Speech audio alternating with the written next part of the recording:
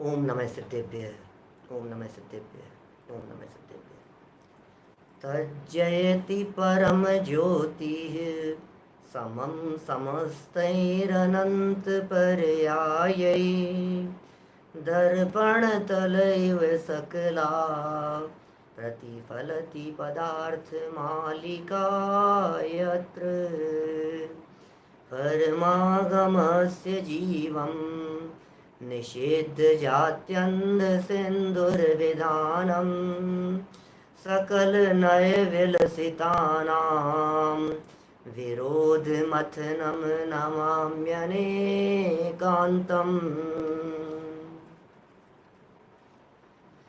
पुरुषार्थ सिद्धि उपाय नामक यह ग्रंथ है। आचार्य अमृतचंद्र स्वामी द्वारा लिखी गई है अनुपम रचना। कल हमने यहाँ टोडरमल जी द्वारा लिखे हुए मंगलाचरण की चर्चा थोड़ी बहुत आपके बीच में की थी। टोडरमल जी साहब ने इस ग्रंथ का मंगलाचरण लिखा। टोडरमल जी साहब ने इसकी लिखना प्रारंभ किया। 300 वर्ष हो गए, पौने 300 वर्ष हो गए लगभग उस घटना को भी।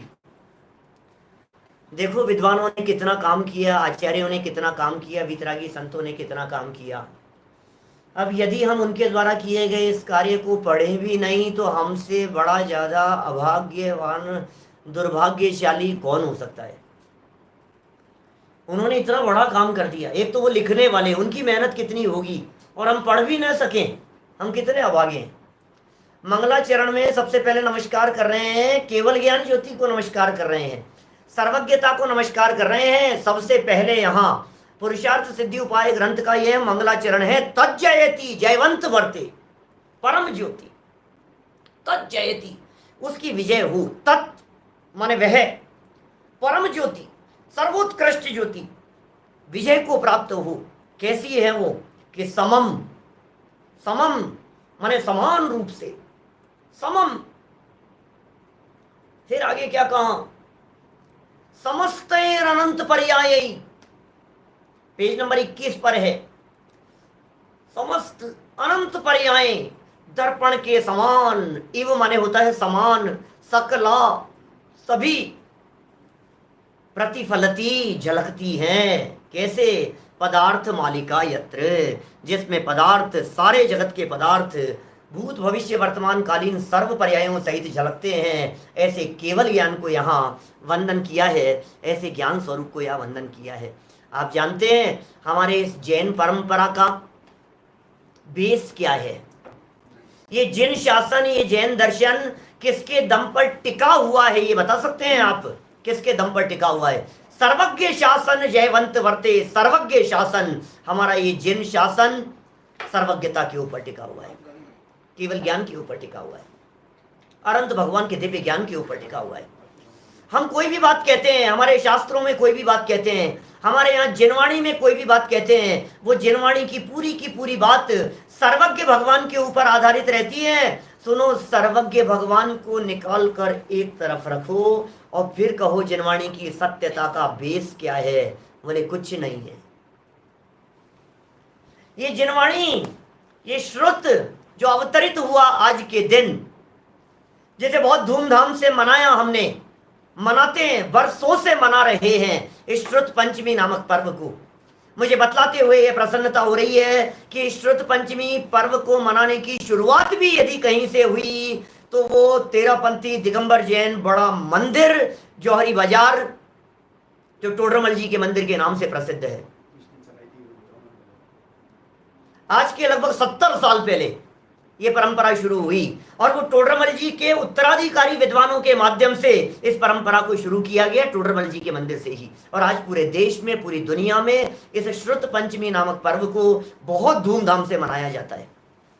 क्या है ये श्रुत, क्या है ये पंचमी, कहां से शुरू किया हमने? तज्जयति परम ज्योति से। ये मंगलाचरण है, रोजाना बोलेंगे पुरुषार्थ सिद्धि उपाय का मंगलाचरण। 2 छंदों में मंगलाचरण है। पहले में ज्ञान ज्योति को नमस्कार किया है, दूसरे में नमस्कार किया है उस परमागम स्वरूप अनेकांत को, अनेकांत को नमस्कार किया है। स्यात्वादमयी वाणी को नमस्कार किया है सेकंड नंबर पर। दोनों छंद बोलेंगे। यहाँ केवल ज्ञान बेस है। किसका बेस है भैया? केवल ज्ञान जिनवाणी का। हमारी जिनवाणी, हमारे शास्त्र 4 अनुयोगों में विभक्त हैं। 4 अनुयोग, प्रथमानुयोग, करणानुयोग, चरणानुयोग, द्रव्यानुयोग। हमारा प्रश्न है आपसे, इन चारों अनुयोगों में से यदि आप सर्वज्ञ भगवान, सर्वज्ञता, केवल ज्ञान, दिव्य ज्ञान उसे निकाल दो तो क्या बचेगा? बताओ, स्वीकार कर पाएंगे आप? सोचिए जरा, आप स्वीकार कर पाएंगे क्या? प्रथमानुयोग की बातें बोलो। प्रथमानुयोग, ऋषभ देव भगवान, एक कूड़ा कूड़ी सागर पहले हुए थे आज से, है भरोसा आपको? कूड़ा कूड़ी सागर पहले, क्या बात कर रहे हो साहब? सागर कितना बड़ा होता है? 500 धनुष की काया थी साहब ऋषभ देव भगवान की। 84 लाख पूर्व की आयु थी भाई साहब ऋषभ देव भगवान की। 84 लाख पूर्व की। 101 पुत्र थे, भरत बाहुबली उन्हीं के पुत्र थे।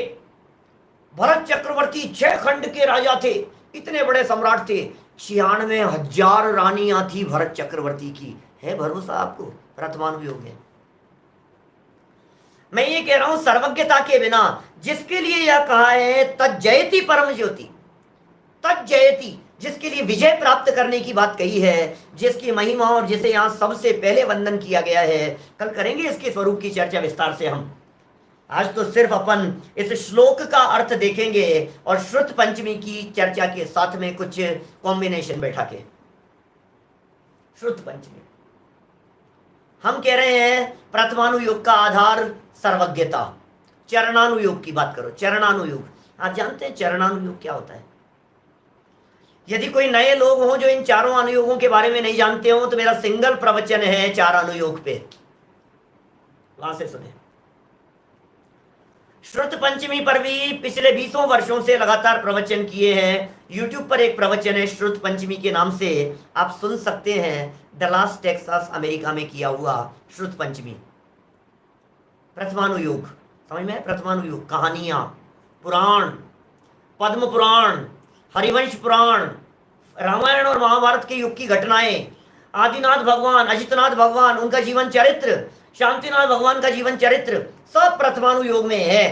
राजा श्रेयांश की चर्चा, राजा श्रेणिक की चर्चाएं, उनकी कथाएं, ये सब कहां मिलेगी? मैना सुंदरी की चर्चा कहां मिलेगी? श्रीपाल मैना सुंदरी की चर्चा, बोले प्रथमानुयोग में। मैं आपसे पूछना चाहता हूं, उस प्रथमानुयोग का बेस क्या है? क्या है उसकी सत्यता का आधार? बतला सकते हैं? परमार्थ है ये बात, इस बात को कैसे स्वीकार किया जाए? एक ही आधार है, सर्वज्ञ भगवान की वाणी है, स्वीकार करना पड़ेगा। क्या स्वीकार करना पड़ेगा भाई साहब आपको? इस बात को आपको स्वीकार करना पड़ेगा कि सर्वज्ञ भगवान की वाणी है और सत्य है। चरणानुयोग की बात करो। चरणानुयोग क्या होता है? आचरण की चर्चा करने वाले शास्त्रों का नाम है चरणानुयोग। आलू में अनंत जीव है, आलू में अनंत जीव है, क्या बात कर रहे हो आप? जमीकंद मत खाओ, गाजर में अनंत जीव है, मूली में अनंत जीव है, शकरकंद में अनंत जीव है। अरे किसने देखे, किसने देखे? हम नहीं मानते।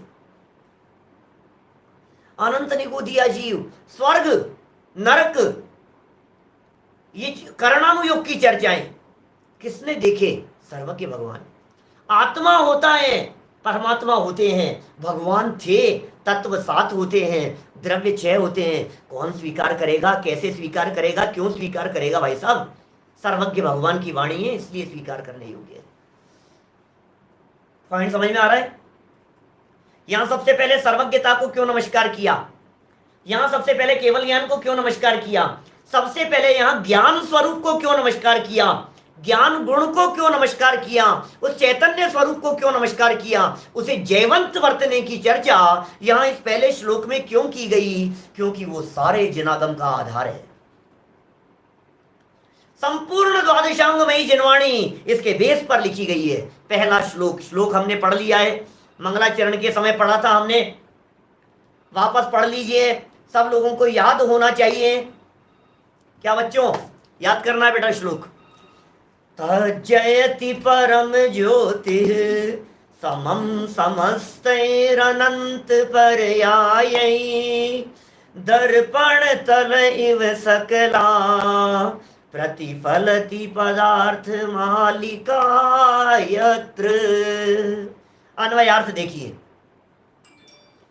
यत्र माने जिसमें, यत्र शब्द का अर्थ होता है जहां, जहां माने जिसमें, दर्पण तल इव, दर्पण तो सब जानते हैं मिरर को कहते हैं, मिरर माने होता है दर्पण, आईना, आईना, इव दर्पण के समान, दर्पण के तल की तरह, सकला माने समस्त, पदार्थ मालिका पदार्थों का समूह, दर्पण की तरह जिसमें समस्त पदार्थों का समूह, समस्तैरनंत पर्यायी समम, अतीत, अनागत और वर्तमान, अतीत माने पास्ट, अनागत माने फ्यूचर, और वर्तमान काल की समस्त अनंत पर्यायों सहित प्रतिफलती प्रतिबिंबित होता है।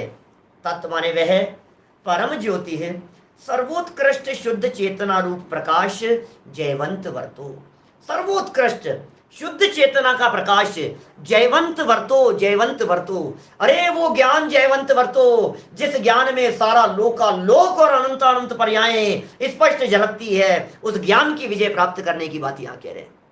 उस ज्ञान को नमस्कार कर रहे हैं, उस ज्ञान को वंदन कर रहे हैं।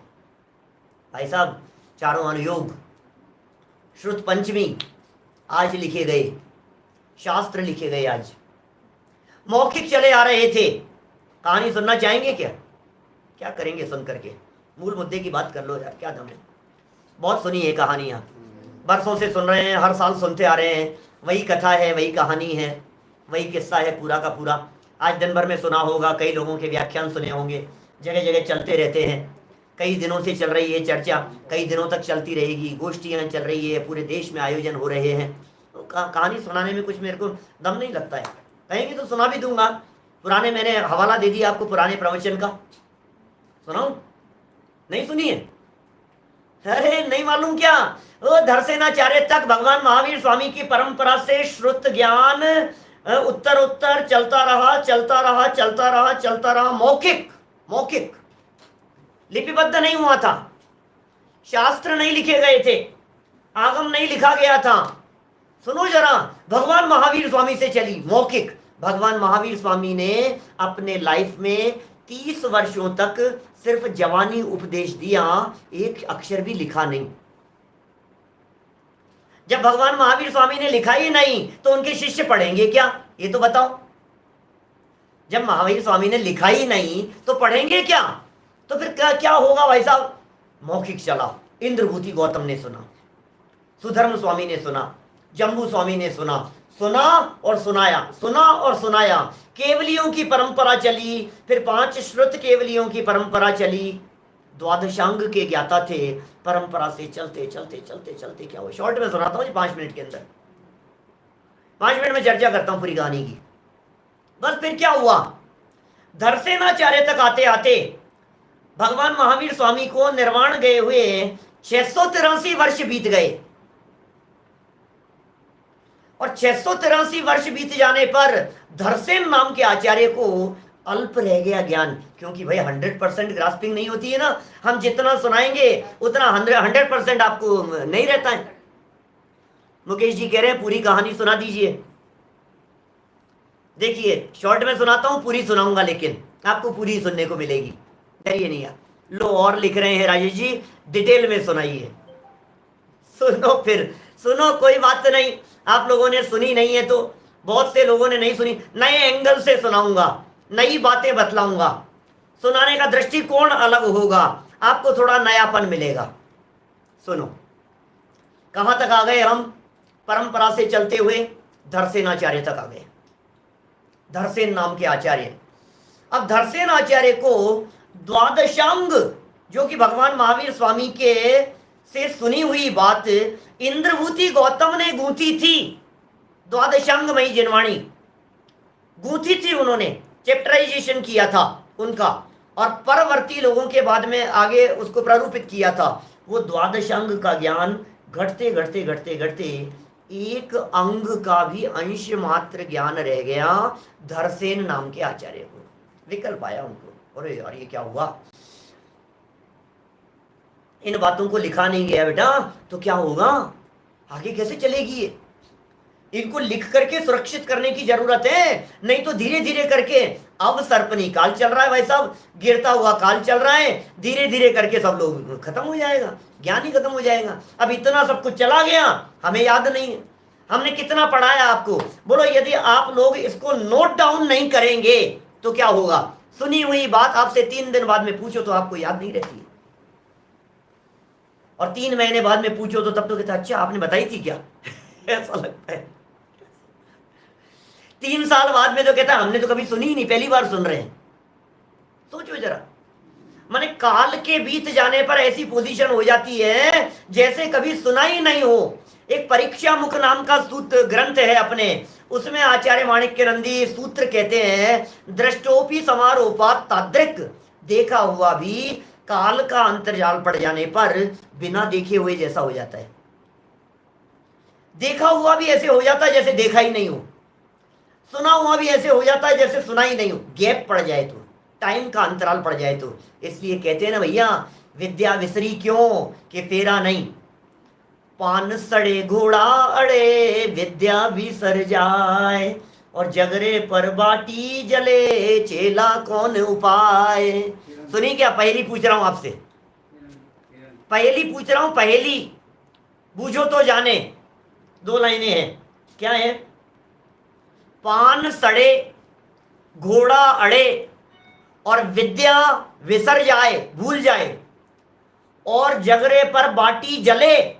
चेले से पूछ रहे हैं बोलो कौन उपाय, उपाय क्या है? तो बोले एक ही उपाय है पंडित जी, फेरा नहीं। गुरुजी उसको बदला नहीं, गुरुजी उसको पलटा नहीं, एक ही तरफ रहा ना, उसको पलटते रहो। पापड़ है सेक रहे हो तो क्या करते हो उसको? रोटी सेकते हो तो क्या करते हो? एक ही तरफ सेक नहीं, फेरो उसको। बाटी सेक रहे हो तो क्या करोगे? फेरो उसको, बदलो उसको। घोड़ा है और आपने उसको अस्तबल पे खड़ा कर दिया, उसको अस्तबल पे, और खड़ा है वो, और खड़ा ही रहे महीनों तक, अब वो अकड़ जाएगा भाई साहब, अब वो चल नहीं पाएगा वो। इसलिए घुड़सवार लोग घोड़े को रोजाना दौड़ाते हैं, रोजाना दौड़ाते, खड़ा खड़ा अड़ जाएगा वो। अब कह रहे हैं ज्ञान क्यों चला गया आपका, बतलाओ। इतने उदाहरण दे दिए, वो भी वही चक्कर है, फेरा नहीं, रिपीटेशन नहीं हुआ। समझ में आ रही है बात? उसको रिपीट नहीं किया हमने।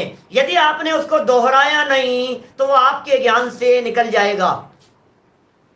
मैं कभी कभी जब मेमोरी की बात करता हूं ना बच्चों से, तो मैं कहता हूं उनसे बेटा किसी भी चीज को याद करने का तरीका है, आप लोगों को भी सुना देता हूं। श्रुत पंचमी का प्रसंग है साहब, श्रुत को अपने हृदय में सुरक्षित करने का प्रसंग चल रहा है। श्रुत पंचमी का प्रसंग है। कोई चीज याद कैसे रहती है बताओ, कैसे याद रखी जाए किसी भी चीज को? उपाय क्या है? उपाय ये, अभी याद करो, 2 लाइनें याद करो आप अभी। तज्जयति परम ज्योति समम समस्तैर अनंत पर्यायी दर्पण तल एव सकला प्रतिफलति पदार्थ मालिका यत्र। सुना दी साहब, 2 अभी लाइनें आपने बोली पंडित जी, अभी के अभी सुना दी हमने, याद हो गई। ये सुनो, ऐसे काम नहीं चलेगा, पौन घंटे के अंदर अंदर दोबारा रिपीट करनी पड़ेगी आपको, नहीं तो याद नहीं रहेगी भाई साहब। आपने अभी जो 2 लाइनें क्योंकि तुरंत सुनी है ना, और सुनते ही आपने सुना दी हमारे को, बात हो गई, अरे साहब याद हो गई, याद हो गई। और हमने 4 घंटे बाद में पूछा क्या था यार, याद नहीं आ रहा, गया। याद करने का फॉर्मूला बतला रहा हूं आपको। याद करने के लिए पौन घंटे में, अंतर मुहूर्त में आप उसे वापस रिपीट कर लीजिए, पौन घंटे में एक बार और, बिना देखे हुए। और यदि आपने 48 मिनट में बिना देखे उसको बोल लिया तो समझ लीजिए आपको याद है। लेकिन सुनो, 12 घंटे में उसको दोबारा देखना, 12 घंटे के अंदर अंदर रिपीट करना, बिना देखे बोलना उसको। अब 12 घंटे में यदि आपने दोबारा देख ली, बिना देखे बोल लिया उसको, फिर 24 घंटे में एक बार फिर उसको बिना देखे बोल करके देखना कि याद है या नहीं है, संभाल लेना उसको। और आपने 24 घंटे में ऐसे 3-4 बार उसको संभाल लिया बिना देखे, मेमोरी में आ गया बात, तो 7 दिन तक उसे याद करने की जरूरत नहीं है। 7 डेज के लिए वो आपकी मेमोरी में पक्की हो जाएगी वो बात, 7 दिन के लिए, ज्यादा की नहीं कहता हूं। 7 दिन में फिर रिपीट कर लो उसको। अब हर 7 दिन के अंदर रिपीट करते रहो आप उसको। अब यदि 7-7 दिन में रिपीट करते हुए आपने महीना 1.5 महीना निकाल दिया, मैंने 5-6 बार ऐसा हो गया, अब 1 महीने का भी यदि आप गैप दोगे तो आपको वो चीज याद रहेगी। और फिर 1 साल के अंतराल में भी आप बोलोगे तो चीज आपको याद रहेगी। ये याद करने का तरीका है, थोड़े थोड़े से टाइम में आप उसको रिपीट करते रहिए। तो हमने क्या कहा भाई साहब, ज्ञान का क्षेत्रफल धीरे धीरे कम होता जा रहा है, याद की हुई चीज लोग भूलते चले जा रहे हैं। क्या होगा? धरसेनाचार्य को आया विकल्प, इसको लिख लेना बहुत जरूरी है। सुनी हुई बात को नोट कर लो आप, और आपने यदि नोट कर लिया, अब क्या होगा बोलो? अब जब भी जरूरत हो किताब खोली और देख लिया। पता है हमारे अकाउंट्स में जब हम पढ़ते थे ना, अकाउंट्स, कॉमर्स स्टूडेंट रहा हूं मैं शुरू से, बाद में फिर फिलोसॉफी का हो गया, हिस्ट्री का हो गया, फिलोसॉफी पढ़ी, जैन दर्शन पढ़े, सब दर्शन पढ़े। तो हमारे अकाउंट्स के अंदर एक नियम बतलाते थे गुरुजी। सबसे पहला नियम क्या है? अकाउंटेंसी का पहला नियम क्या है? पहले लिख पीछे दे, भूल पड़े कागज से ले। क्या क्या कहते हैं? पहले लिख पीछे दे, भूल पड़े कागज से ले। ये फॉर्मूला है कि भैया लिख लिया बस, और फिर दे दो आप। फिर किसी को चाहे लाख रुपए दो, चाहे 50,000 दो, के 50 लाख दो, कुछ भी दो, पहले लिख पीछे दे। अब भूल नहीं होगी, लिखा हुआ है ना हमारे पास। तो लिखने के बहुत बड़े लाभ हैं। तो धरसेनाचार्य को विकल्प आया, लिखना जरूरी है। उम्र बहुत हो गई थी, बोले मैं नहीं लिख पाऊंगा, अब क्या करूं इसके लिए? तो वहीं पास में महिमा नगरी में एक सम्मेलन चल रहा था, मुनिराजों का सम्मेलन चल रहा था। युग प्रतिक्रमण कहते हैं, युग प्रतिक्रमण हर 5 वर्ष में हुआ करता था, और देश के सारे मुनिराज एक जगह पर एकत्रित होकर के 5 वर्षों की अपनी पुरानी सारी दास्तां सुनाते थे, चर्चाएं सुनाते थे, चर्याओं के बारे में सुनाते थे, आचरण के बारे में सुनाते थे, अपने द्वारा किए गए कार्य, मतलब वो सब उनका सम्मेलन होता था, मुनि सम्मेलन। 5 वर्ष में, 5 वर्ष का एक युग कहलाता है। युग कहते हैं ना, पर युग बीत गए साहब, युग युग से इच्छा सागर में। ये युग माने क्या होता है? युग माने कितना होता है? बोले 5 वर्ष का एक युग होता है, ओनली 5 ईयर्स। तो युग प्रतिक्रमण, तो वहां एक सम्मेलन चल रहा था, वहां संदेश भिजवाया धरसेनाचार्य देव ने, और वहां से 2 मुनिराज अरहत बलि आचार्य के निर्देशन में वहां से भेजे गए, और वे दोनों मुनिराज आ गए। ये लेटे हुए थे, विश्राम कर रहे थे धरसेनाचार्य, और अंतिम प्रहर में इन्होंने स्वप्न देखा था। स्वप्न में 2 बैल दिखाई दिए। आपने जगह जगह श्रुत पंचमी की ऐसी पिक्चर देखी होगी। धरसेनाचार्य बैठे हुए हैं गिरनार पर, और वहां लेटे हुए हैं, और स्वप्न दिख रहा है ऐसा, और 2 बैल दिखाई दे रहे हैं। हट्टे कट्टे 2 बैलों को देखा उन्होंने, और उस स्वप्न के फल स्वरूप, उस स्वप्न का फल यह था कि 2 युवा बहुत विशेष ज्ञान के धारी मुनिराज आपके चरणों की शरण में आने वाले हैं। और 2 मुनिराज आ गए। उन दोनों मुनिराजों का नाम था नरवाहन और सुबुद्धि। क्या नाम था? नरवाहन और सुबुद्धि। ये 2 मुनिराज उनके सामने आ गए। जब सामने आ गए और समझ गए कि ये वही है, और इनको मेरे को ज्ञान दान देना है, इनको शिक्षा प्रदान करनी है, और इनको इतनी बड़ी जिम्मेदारी देनी है कि शास्त्रों को लिपिबद्ध कर दो, लिख दो। ऐसा प्रसंग बना। बोले बता दूं क्या इनको? पता नहीं यार, होशियार है कि नहीं है। मैं इनको बता दूं, कुछ का कुछ लिख देंगे, पता नहीं क्या होगा। क्या बोलो?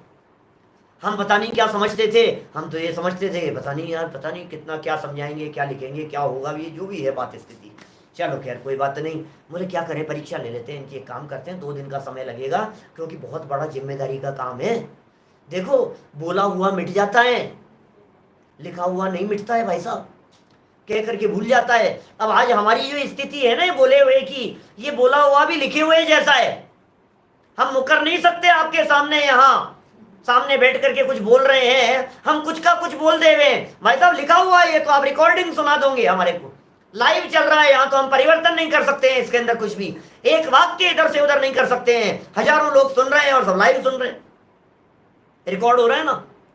ऐसी लिखी हुई चीज रिकॉर्ड हो गई, दर्ज हो गई साहब, ये तो अब इसमें क्या हो सकता है? अदरवाइज रिकॉर्डिंग नहीं हो और लिखा हुआ नहीं हो, आदमी पलट जाए, बात बदल जाए, पता नहीं क्या कहा था, क्या सुना था, क्या हुआ था, पता नहीं साहब क्या है। तो बोले बहुत जिम्मेदारी का काम है, इन दोनों को शिक्षा देने से पहले एक एक मंत्र दे दिया दोनों को परीक्षा के लिए कि जाओ तुम दोनों इन दोनों मंत्रों, एक एक मंत्र की साधना करो, और कोई समस्या हो तो मेरे पास में दौड़ते हुए मत आना, तुम्हारा ज्ञान ही तुम्हारा समाधान कारक है, साधना करो, इनकी सिद्धि करो। एक को जो मंत्र दिया उसमें एक अक्षर कम था, दूसरे को जो मंत्र दिया उसमें एक अक्षर ज्यादा था, और दोनों को भेज दिया गया, दोनों अपने अपने साधना में लग गए। आपको पता ही होगा इस घटना का कि एक के सामने जो देवी प्रकट हुई वो कानी थी, और दूसरे के सामने जो देवी प्रकट हुई उसके दांत कुछ बाहर निकला हुआ था, एक एक्स्ट्रा दांत दिख रहा था जो सामने एक्स्ट्रा आया हुआ।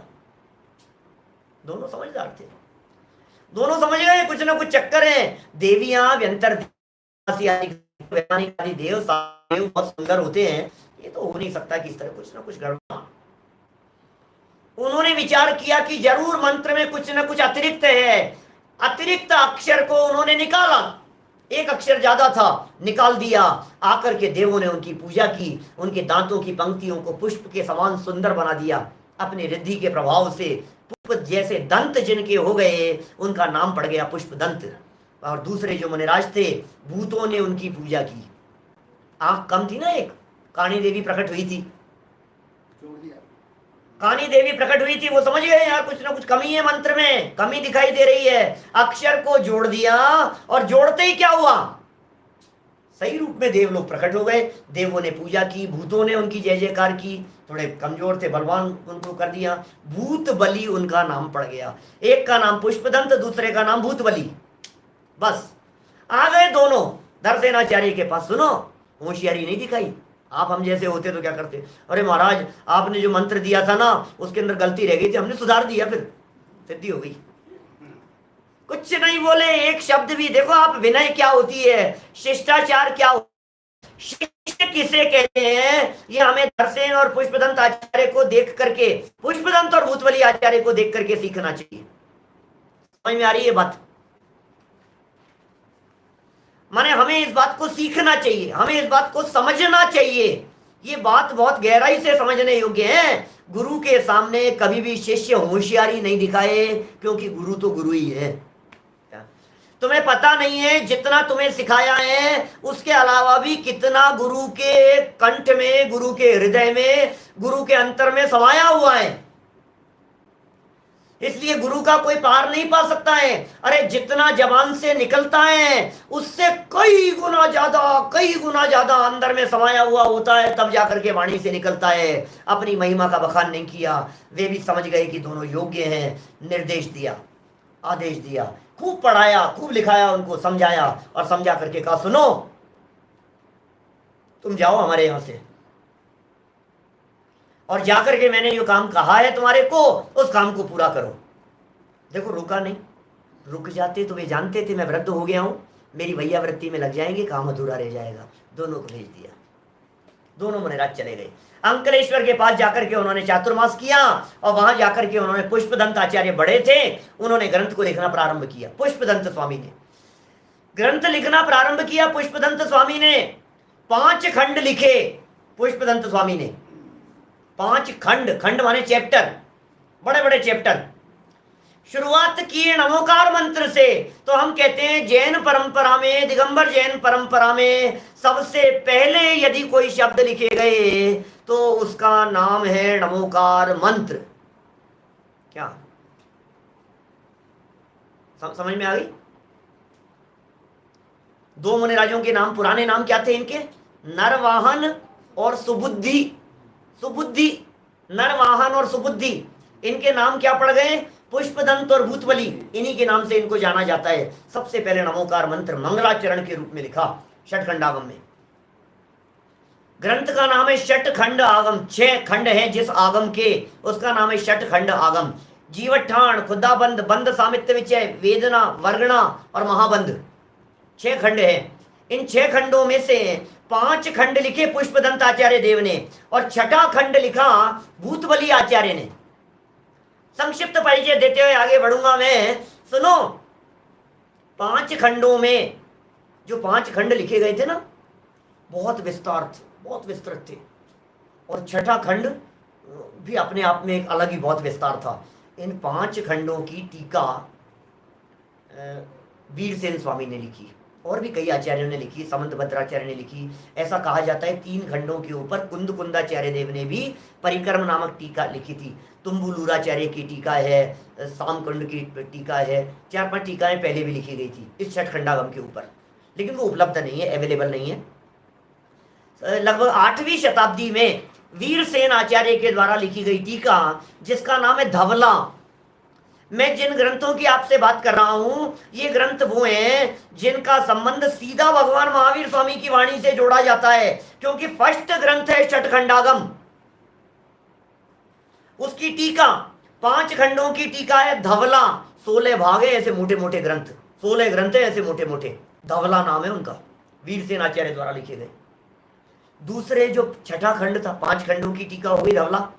छठे खंड का नाम है महाबंध, उसको कहते हैं महाधवला। ये हो गई धवला, 16 भाग धवला। महाधवला छठा खंड, जिसको लिखा था भूतबली आचार्य देव ने, छठा खंड है, वो 7 भाग हैं उसके, वो कहलाती है महाधवला। और उसी समय में एक और ग्रंथ लिखा जा रहा था जिसका नाम है कषाय पाहुड़, और उसकी टीका भी वीरसेन स्वामी ने लिखी, वो कहलाती है जय धवला। धवला, महाधवला और जय धवला, 3 शब्द हो गए। सुनो, ये तीनों जैन परंपरा में इतने ज्यादा प्रामाणिक हैं, इतने ज्यादा प्रामाणिक हैं, इतने ज्यादा प्रामाणिक हैं कि कभी किसी प्रसंग पर यदि कोई विवाद, चर्चा, कुछ भी उठ जाए और ये कह दिया जाए धवला में ऐसा लिखा है, इट मीन्स यह सुप्रीम कोर्ट का फैसला है। इतने प्रामाणिक धवला में। 16 भाग धवला के, 7 भाग महाधवला के और 16 भाग जय धवला के। ये 39 ग्रंथ ऐसे हैं जिनका संबंध भगवान महावीर स्वामी की वाणी से जोड़ा जाता है। चलो खैर, ये तो थोड़ी इतिहास की बातें हुई। बात ऐसी हुई, घटना ऐसी घटी, जिस दिन ये ग्रंथ लिख करके पूर्ण हुए वो दिन था ज्येष्ठ शुक्ल पंचमी का दिन। क्या वो दिन था? ज्येष्ठ शुक्ल पंचमी का दिन, आज का दिन।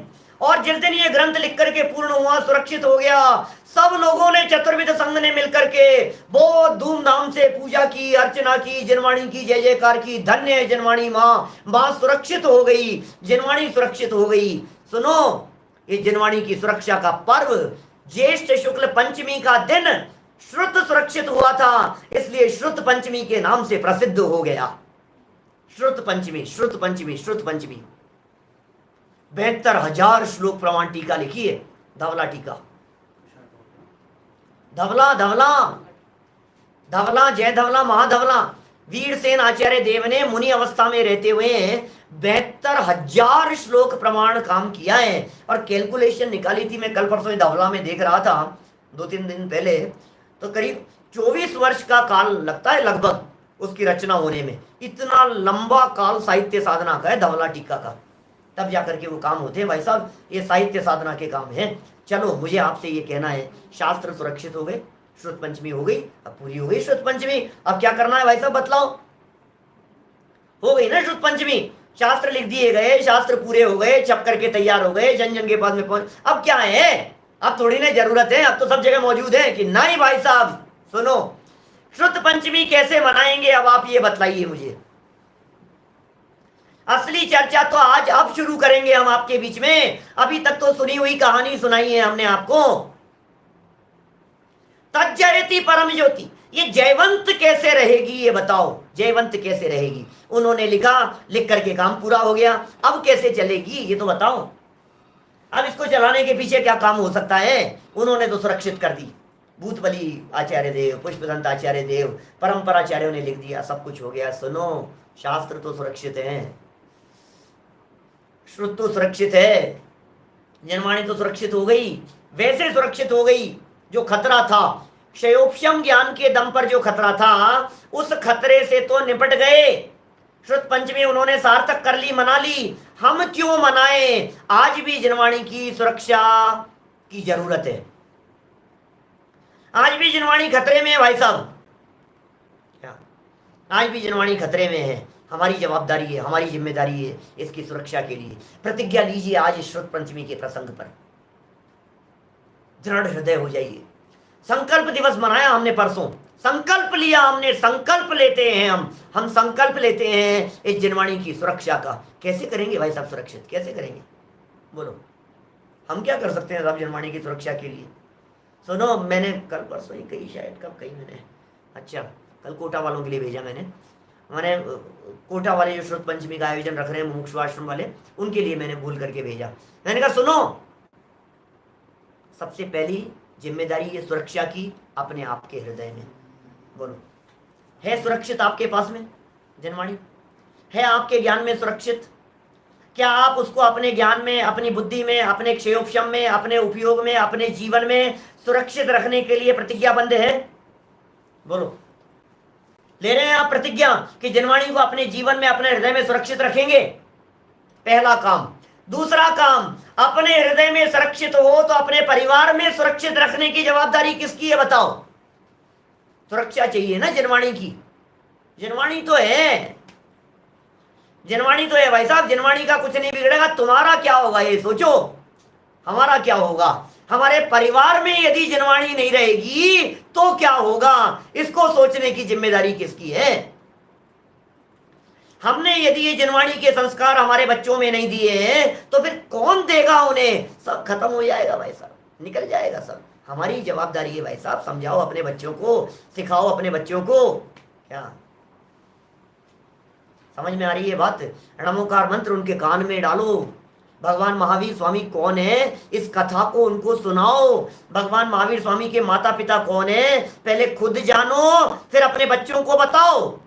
ये बताने की जरूरत है। रामचंद्र जी दशरथ के बेटे थे, रामचंद्र जी की पत्नी का नाम सीता था। ये बताने के लिए जरूरत नहीं है किसी टीचर को लगाने की, ये बातें बताने के लिए जरूरत नहीं है किसी पाठशाला में भेजने की। रामचंद्र जी की वाइफ का नाम क्या था बोलो? लवकुश रामचंद्र जी के बेटे थे, ये सिखाने की जरूरत नहीं है। लेकिन ऋषभदेव, नाभिराय और मरुदेवी की संतान थे, ये सिखाने के लिए पाठशाला भेजने की जरूरत है। हिंदू परंपरा में पाठशालाओं की जरूरत नहीं है, वातावरण से सीखते हैं, माहौल से सीखते हैं, रामायण महाभारत जैसे सीरियल से सीखते हैं, स्कूल में सीखते हैं, न्यूज़पेपर में सीखते हैं, कहानियां होती है, गोष्ठियां होती है स्कूलों में, हर जगह पर सीख रहे हैं चर्चाओं में, वातावरण से। श्री कृष्ण कौन थे, रामचंद्र जी कौन थे, हनुमान कौन थे, पवन पुत्र हनुमान, और न मालूम क्या क्या चर्चाएं। रावण कौन था, वो कौन था, राम का रावण के साथ में युद्ध हुआ था कि राम का कौरवों के साथ में युद्ध हुआ था? तो बच्चे जानते हैं यार, कौरवों की बात कर रहे हो, कौरव पांडव तो अलग थे, रामचंद्र जी का युद्ध रावण के साथ में हुआ था, सब जानते हैं। लेकिन भगवान महावीर स्वामी ने किसके साथ में युद्ध किया था बताओ, कौन जानता है? युद्ध किया था उन्होंने, महावीर स्वामी ने युद्ध किया था कि हाँ, कर्म शत्रुओं को जीता था उन्होंने, 4 घाती कर्मों को जीता था उन्होंने, फिर 4 आघातियां जीत करके सिद्ध अवस्था में वर्तमान में विराजमान है। ये कहानी बताने की जरूरत है, शेर की अवस्था से भगवान महावीर स्वामी की कहानी सुनाने की जरूरत है, पुरुरवा भील से सुनाने की जरूरत है, मारीची भी भगवान महावीर स्वामी के ही पूर्व भवों में था, ये बताने की जरूरत है। कौन बताएगा? हमने सीखा और अपने बच्चों को नहीं सिखाया तो हमारी पीढ़ियों में ये श्रुत कैसे सुरक्षित रहेगा भाई साहब, ये बताओ। हमारी पीढ़ियों में कैसे सुरक्षित रहेगा? दुनिया की तो छोड़ो आप, क्या दुनिया में तो रहेगा? तो नहीं है हमारी जवाबदारी इसको सुरक्षित रखने की कि नहीं साहब क्या बात कर रहे हो, हमने तो अपने बच्चे को शास्त्री कराया है, हमने तो अपने बच्चे को पढ़ाया है, हमने हमारे बच्चे को विद्वान बनाया है, हमने तो आगे पहुंचा दिया। जन जन में पहुंचाओ, आस पड़ोस में पहुंचाओ, लोगों को सुनने के लिए प्रेरित करो, लोगों को सुनाने के लिए प्रेरित करो, खूब पढ़ो, खूब पढ़ाओ, ट्रांसलेट करो। सुनो, एक और बड़ी समस्या आगे आने वाले समय में, अब ये जो श्रुत है ना, ये असुरक्षित है, लैंग्वेज की वजह से असुरक्षित है भाई साहब। लैंग्वेज का क्या होगा? प्राकृत समझने वाले नहीं है, संस्कृत समझने वाले नहीं है, अरे हिंदी समझने वाले भी 20 साल बाद में मिलेंगे नहीं, दुर्लभ हो जाएंगे। हमें तो लगता है हम जो व्याख्यान कर रहे हैं 20 साल बाद में इन व्याख्यानों का क्या होगा, खत्म हो जाएगी सारी चर्चा। कौन समझेगा हिंदी भाषा में? इंग्लिश में ट्रांसलेट करो, फ्रेंच में करो, जर्मनी में करो, रसियन में करो, अलग अलग लैंग्वेज में ट्रांसलेट करो। आप में जितनी बुद्धि है, आप में जितनी सामर्थ्य है, इस श्रुत की सुरक्षा के लिए आपकी जरूरत है। आप कर सकते हैं, कुछ काम कर सकते हैं, आप कुछ योगदान दे सकते हैं। क्या योगदान दे सकते हैं भाई साहब? हम ये बताइए, हम क्या योगदान दे सकते हैं? बुद्धि है तो लिखो, आपके पास में लैंग्वेज पावर है, ट्रांसलेट करो। कि नहीं साहब, आपके पास में शक्ति सामर्थ्य है तो पढ़ो और पढ़ाओ। बोलो कि नहीं साहब बहुत मुश्किल है साहब, हमसे तो ये सब नहीं हो सकता। तो पढ़ने के लिए प्रेरित तो कर सकते हो, तो शास्त्र छपवा तो सकते हो, छपने के लिए दान तो दे सकते हो। हमारी तरफ से जनवाणी छपाओ, हमारे में बुद्धि नहीं है, ज्ञान नहीं है। एक शास्त्र दान की महिमा का फल है कि एक ग्वाले का जीव आचार्य कुंद कुंद बन गया। ग्वाले थे, ग्वाले, पिछले जन्म में कुंद कुंद आचार्य, मालूम है आपको? शास्त्र दान दिया था उन्होंने एक मुनिराज को। जंगल में से आ रहे थे, ग्वाले थे, गायें चराने वाले, और जंगल में आग लग गई और एक जगह पर एक पेड़ हरा भरा दिखाई दिया। नजदीक वहां पहुंच गया और उसने देखा कि वहां शास्त्र रखा हुआ है। ओहो, धन्य है जनवाणी, धन्य है शास्त्र। पिछले जन्म की बात है, किसी दूसरे क्षेत्र की बात होगी। नहीं तो ये मत पूछना कि वो पहले किसने लिखा था, कब का लिखा हुआ था, मुझे मालूम है। दूसरे क्षेत्रों की बातें होगी, विदेश क्षेत्र की बातें होगी, धात की खंड की बातें होगी, ऐरावत की बातें होगी, दूसरी जगह की बातें होगी। तो साहब जनवाणी उसने देखी, पढ़ा लिखा नहीं था, बहुत बहुमान से उसे ले आया, विनय पूर्वक विराजमान किया। और जब भावलिंगी संतों को, वीतरागी संतों को कभी देखा तो उन्हें विनय पूर्वक उन्हें ज्ञान दान प्रदान किया, शास्त्र दिया। इस ज्ञान दान के फल में वो ग्वाले का जीव मरने के बाद अगले भव में कुंड कुंडपुर में उसने जन्म लिया और कुंद कुंदाचार्य के रूप में प्रसिद्ध हुआ। बोलो, इतना महान काम। ज्ञान दान दो, शास्त्र दान दो, विद्यालयों में विद्यार्थियों को पढ़ाओ, पुस्तकें बांटो, विद्यार्थियों को पढ़ने के लिए प्रेरित करो, शास्त्र छपवा छपवा करके बांटो, हिंदी में, इंग्लिश में, गुजराती में, मराठी में, तमिल में, कन्नड़ में, सब जगह पर पहुंचाओ। जगह जगह देश देशांतरों के अंदर पहुंचाओ उनको, एक एक प्रतियां सब जगह, जिस देश में जाओ वहां पहुंचा दो। अरे हिंदुस्तान पर बम गिर गया तो लंदन में बचा हुआ रह जाएगा, जर्मनी में रह जाएगा, वहां रह जाएगा, जापान में रह जाएगा, अमेरिका में रह जाएगा, ऑस्ट्रेलिया में रह जाएगा। जब जगह पर शास्त्र पहुंचा दो। सुनो, शास्त्र तो पहुंच गए, पढ़ने लिखने वाले नहीं होंगे तो क्या होगा? उस भाषा को समझने वाले नहीं होंगे तो क्या होगा? आज ब्राह्मी लिपि के अंदर लिखे हुए पत्थर मिलते हैं अपने को। बोलो, हम जाते हैं पुरातत्व के नाम पर, देखते हैं, दर्शन कर लेते हैं, जाने कौन सी लकीटें कौन सी भाषा में, बस देख करके आ जाते हैं। ज्यादा कर दो, क्लिक कर देते हैं, उसको फोटो खींच के ले आते हैं। और क्या करोगे आप? समझ तो सकते नहीं हो क्या लिखा है। अब यदि आप प्राकृत नहीं जानते, अब यदि आप संस्कृत नहीं जानते तो क्या होगा? समझने और समझाने वाले लोग भी तो चाहिए। विद्वान तैयार करो कि साहब हमसे तो ये कुछ भी नहीं हो सकता। अब बोलो, ऐसे ऐसे लोग भी मिल जाएंगे। हम क्या कर सकते हैं साहब? हम कर सकते हैं श्रुत पंचमी के लिए कुछ? हम कैसे मनाएं श्रुत पंचमी? कि आपके पास में कहीं कोई ग्रंथ देवे तो उन ग्रंथों को उठा करके एक स्थान से दूसरे स्थान पर तो पहुंचा सकते हो, पोस्ट कर सकते हो। आपको यदि पीडीएफ मिली है, ग्रंथ मिला है, उस पीडीएफ को फॉरवर्ड कर सकते हो। आपने जो प्रवचन सुना है, आपको पसंद आया है, आप किसी दूसरे व्यक्ति को फॉरवर्ड कर सकते हो, आप किसी दूसरे व्यक्ति को सुनने के लिए प्रेरित कर सकते हो। बोलो, क्या कर सकते हैं हम? यही काम है भाई साहब, यही करना है। हमारे हाथ में कितने तरह के काम हैं, सब काम कर सकते हैं। इसके लिए लेबर की भी जरूरत है, मजदूर लोगों की भी जरूरत है, गरीबों की भी जरूरत है, पैसे वालों की भी जरूरत है, बुद्धिमानों की भी जरूरत है, अनुभवी लोगों की भी जरूरत है, प्रूफ रीडिंग करने वालों की भी जरूरत है, छपाई का काम करने वाले, छपवाने वाले लोगों की भी जरूरत है। अरे हर व्यक्ति, जैसी आपकी सामर्थ्य हो वैसा आप काम कर सकते हो इस श्रुत पंचमी पर्व को मनाने के लिए। कैसे मनाएंगे? तब जाकर के जयवंत रहेगा भाई साहब। ये जिन शासन जयवंत वर्ते, तज्जयति परम ज्योति समम समस्तैर अनंत पर्याय। क्या बात कह रहे हैं भाई साहब? अभी कल इसकी महिमा गाएंगे, इसको बतलाएंगे। इस केवल ज्ञान को दर्पण के समान जो उपमा दी है, इसके स्वरूप को कल समझाएंगे, इसकी टीका पढ़ेंगे, इसका भावार्थ पढ़ेंगे, और फिर दूसरे श्लोक के अंदर जब चर्चा करेंगे जिनवाणी क्या है, किसका नाम है जिनवाणी, किसे कहें भाई साहब जिनवाणी, तो पढ़ो सुनो तो समझ में आया आपको बात। जिनवाणी, जिनवाणी की सुरक्षा, जिनवाणी की सुरक्षा, जिनवाणी की सुरक्षा। श्रुत पंचमी साहब पूजन कर लो साहब, विधान कराओ साहब, श्रुत पंचमी का विधान। जय हो जय दुसुत देवता, श्रुत देवता की जय हो, जय हो द्वादशांगमयी जिनवाणी माता की जय हो, जय हो, जय हो। बस जय जयकार करते रहो, कुछ नहीं होगा जय जयकार करने से। असली जय जयकार जवान से नहीं होती है, जीवन में उतारने से होती है। जिनवाणी को जीवन में उतारो, ये असली श्रुत पंचमी है। जीवन हो जाए हमारा, श्रुतमय जीवन हो जाए, शास्त्रमय जीवन हो जाए, जिनवाणीमय हमारी लाइफ स्टाइल हो जावे, तब समझना कि हमने श्रुत पंचमी मनाई है। सच्चे अर्थों में मनेगी तब जाकर के।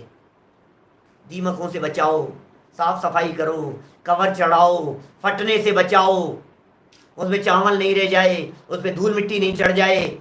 कितने प्रकार से हो सकती है सुरक्षा, ये सब करने की जरूरत है। थोड़ा कहा है बहुत समझ लेना, बातें बहुत सारी हो सकती है, हजारों तरह की बातें हो सकती है, हजारों एंगल से हो सकती है इस श्रुत पंचमी के संदर्भ में चर्चा, लेकिन एक ही एंगल से कही है मैंने। श्रुत पंचमी, इसको दूसरे शब्दों में कहें तो सुरक्षा, श्रुत की सुरक्षा, जिनवाणी की सुरक्षा, इसका नाम है श्रुत पंचमी नाम का पर्व। अब सुरक्षित कैसे कर सकते हो आप देखो, अपने परिवार में, अपने दोस्तों के बीच में, अपने रिश्तेदारों के बीच में, अपने परिचित लोगों के बीच में पहुंचाओ उसको। अरे कम से कम हमारे सारे रिश्तेदार और परिचित तो ऐसे हों कि जब बैठे तो तत्व चर्चा के अलावा दूसरा कोई काम नहीं करे।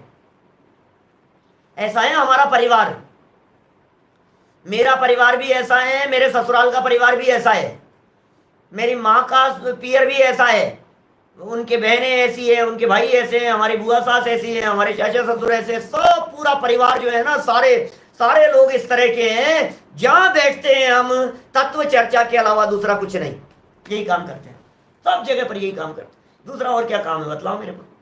जहां बैठेंगे कोई बात छेड़ दी, अब बस वही चर्चा, घंटों तक तत्व चर्चा चलती रहे। यही तो काम करना है, जीवन ही इसी के लिए होना चाहिए। शांति मिलती है, सुख मिलता है, चैन मिलता है, परम शांति का एकमात्र यही मार्ग है। ये क्यों है, जिनवाणी की शरण में क्यों आए हैं हम? जिनवाणी माँ है भैया, हम क्या कहें, जिनवाणी को तो माँ कहते हैं।